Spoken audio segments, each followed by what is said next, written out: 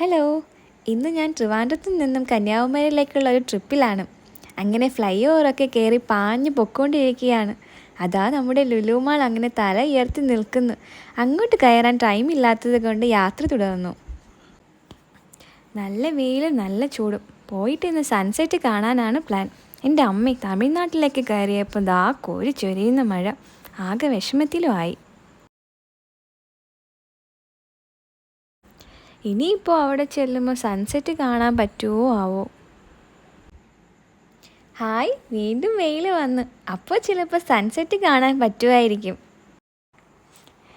പക്ഷേ കന്യാകുമാരി എത്തിയപ്പോൾ കാര്യം വളരെ ശോകം. ആകാശമൊക്കെ മൂടിക്കെട്ടിയ ഒരു നീല കളറ്. അങ്ങനെ സൺസെറ്റ് കാണാനുള്ള ആഗ്രഹം മാറിക്കിട്ടി.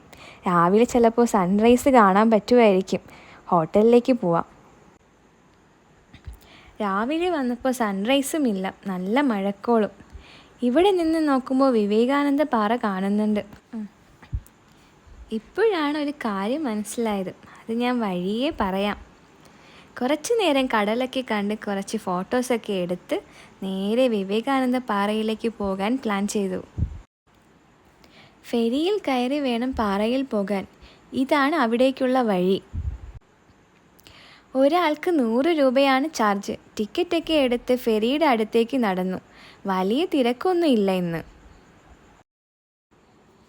ഇതാണ് നമുക്ക് പോവേണ്ട ഫെരി. മൊത്തത്തിൽ ഒരു ഓൾഡ് ലുക്ക്. പേരിനും വേണ്ടി ലൈഫ് ജാക്കറ്റ് അടുക്കി വെച്ചേക്കുന്നു. ആരും ഇടുന്നതൊന്നും കാണുന്നില്ല. അങ്ങനെ വല്ല വിധേനയും പാറയിലെത്തി. നല്ല വൃത്തിയൊക്കെയുണ്ട് കാണാൻ. പിന്നെ പറയാൻ മറന്നു, ഇവിടെ 30 രൂപയുടെ ടിക്കറ്റ് ഇവിടെ എടുക്കണം. ചെരുപ്പൊക്കെ അവർ തന്നെ വാങ്ങി സൂക്ഷിക്കും. നടക്കുമ്പോൾ കാല് പൊള്ളാതിരിക്കാൻ വേണ്ടി വെള്ള പെയിൻ്റൊക്കെ അടിച്ചിട്ടുണ്ട് സ്റ്റെപ്പിൽ. ഈ കാണുന്ന ഗ്ലാസ് ബ്രിഡ്ജാണ് ഇവിടുത്തെ മെയിൻ അട്രാക്ഷൻ. ഇതിലൂടെ നടക്കുമ്പോൾ നമുക്ക് കടലൊക്കെ നന്നായിട്ട് കാണാൻ പറ്റും. ഒത്തിരി തിരക്കുണ്ട് ഇത് കാണാനായിട്ട്. ഇനി ഞാൻ നേരത്തെ പറയാൻ വെച്ച കാര്യം പറയാം. ഇവിടെ വരുന്നത് വരെ ഞാൻ കരുതിയിരുന്നത് വിവേകാനന്ദ പാറയിൽ കാണുന്ന വലിയ സ്റ്റാച്ചു സ്വാമി വിവേകാനന്ദൻ്റെ ആണെന്നായിരുന്നു. ഇപ്പോഴാണ് മനസ്സിലായത് അത് തമിഴ് കവിയും ഫിലോസഫറുമായ തിരുവള്ളുവറിൻ്റെ ആണെന്ന്.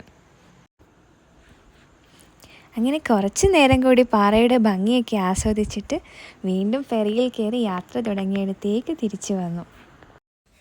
വേറൊരു ട്രിപ്പുമായി ഇനിയും കാണാം. Thanks for watching.